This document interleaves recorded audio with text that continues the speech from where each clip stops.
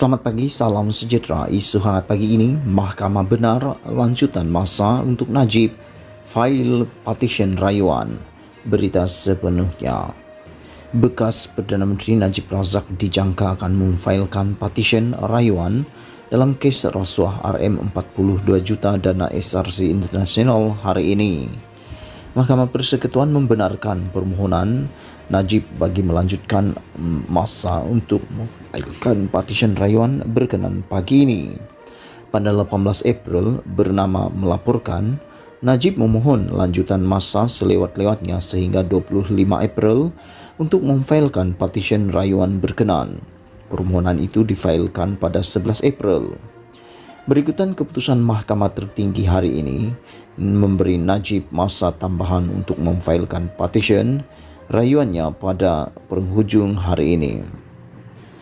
Timbalan Pendakwa Raya Muhammad Asrof Drin Kamarul mengesahkan panel 3 hakim yang dipengerusikan Hakim Besar Sabah dan Sarawak Abang Iskandar Abang Hisham sebulat suara membenarkan permohonan bekas Menteri Kewangan itu.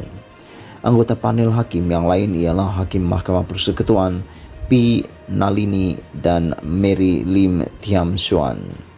Bagi permohonan SRC oleh Najib untuk lanjutan masa memfailkan partition rayuan hari ini, keputusan sebulat suara diberikan oleh Mahkamah Persekutuan untuk memberikan lanjutan itu mulai 11 April. Pemohon Najib akan memfailkan partition rayuan untuk rayuan utama SRC selewat-lewatnya hari ini 25 April, kata Asrof kepada media selepas pendengaran permohonan dalam talian. Mahkamah Tertinggi itu masih belum menetapkan tarikh untuk mendengar rayuan utama Najib bagi membatalkan sabitan serta hukuman penjara 12 tahun dan denda RM210 juta atas 1 pertuduhan salah guna kuasa, 3 pertuduhan pecah amanah jenayah CBT dan 3 pertuduhan penggubahan wang haram melibatkan 42 juta ringgit dana SRC. Najib memfailkan permohonan lanjutan masa itu melalui firma guaman Tuan Safi & Co di Mahkamah Persekutuan pada 11 April. Masa diperlukan untuk kaji rekod. Menurut afidavit sokongan yang dikeluarkan kepada Najib, media Najib berkata, alasan penghakiman yang disediakan oleh hakim-hakim Mahkamah Perayuan mengandungi 176 jilid kesemuanya dan pihak pembelaan hanya menerimanya pada 31 Mac lalu. Katanya adalah mustahil untuk pasukan pembelaan meneliti semua rekod rayuan dan menyediakan partition rayuan yang lengkap dalam masa yang singkat untuk menangani semua isu yang dibangkitkan oleh hakim Mahkamah Rayuan. Jelasnya, alasan penghakiman harus diteliti dengan meneliti nota proceeding pada kedua-dua peringkat proceeding untuk memastikan ketepatan dalam penemuan, inferensi yang dibuat dan undang-undang yang terpakai. Bekas penasihat emeritus kepada SRC itu juga sedang berusaha membawa peguam diraja QC dari United Kingdom untuk mewakilinya dalam rayuan itu.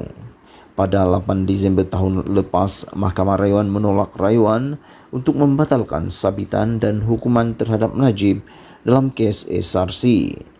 Mahkamah Rayuan mengekalkan keputusan Mahkamah Tinggi Kuala Lumpur untuk mensabitkan dan menjatuhkan hukuman terhadap tertuduh pada 28 Julai 2020. SRC sebelum ini merupakan anak Syarikat Tuan MDB dan kemudiannya menjadi milik penuh Menteri Kewangan diperbadankan.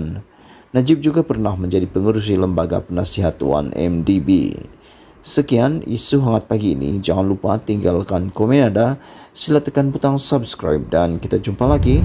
Bye-bye.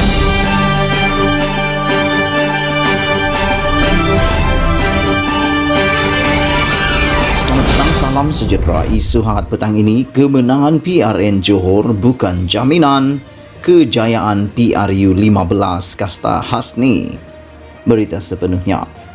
Kemenangan besar Barisan Nasional pada pilihan raya negeri Johor Mac lalu bukan jaminan untuk gabungan itu merekod kejayaan sama pada PRU 15 nanti. Pengerusi BN Johor, Datuk Seri Hasni Muhammad berkata, ini kerana terdapat pelbagai faktor serta isu berbeza antara PRN dengan PRU yang menjadi cabaran. Kejayaan pada PRN Johor tidak menjamin kejayaan pada PRU 15 nanti.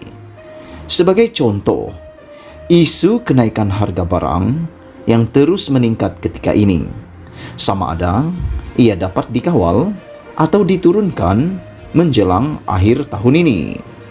Selain itu, pengeluaran khas kumpulan wang simpanan pekerja KWSP ketika ini memang dilihat sebagai feel good factor. Tetapi dalam tempoh 4 atau 5 bulan akan datang, kita tidak pasti. Jadi, itu antara cabaran yang perlu kita kaji, katanya.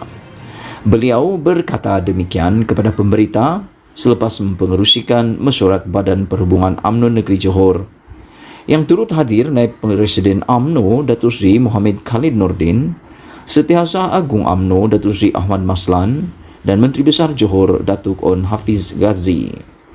Justru Hasni berkata UMNO akan menekankan persiapan menghadapi PRU 15 dengan memastikan ikhtiar BN pada PRN Johor sentiasa dipantau dan ditetapkan KPI serta Belanjawan Johor 2022.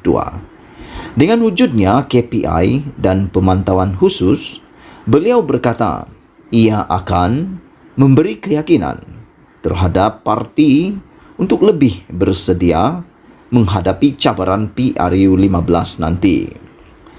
Berikutan pelaksanaan undi 18, tinjauan di bahagian akan dijalankan, antaranya Johor Bahru, Tebrau, Pulai, Iskandar Putri dan Pasir Gudang, katanya. Sementara itu, Hasni berkata, sebuah jawatan kuasa penyelaras hubungan kerajaan negeri dengan UMNO akan ditubuh bagi memastikan kerjasama lebih strategik antara kedua-dua pihak.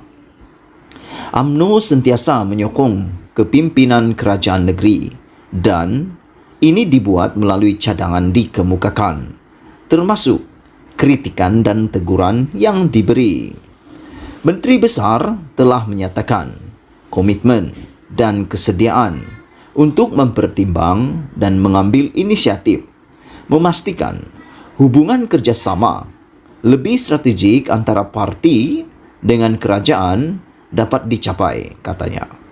Beliau berkata, jawatan kuasa itu akan dianggotai masing-masing 4 wakil daripada UMNO, Johor dan kerajaan negeri, mungkin daripada kalangan barisan Exco atau sesiapa yang disyorkan Menteri Besar.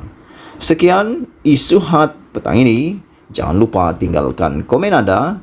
Sila tekan butang subscribe dan share video ini untuk kita semua. Kita jumpa lagi. Bye-bye.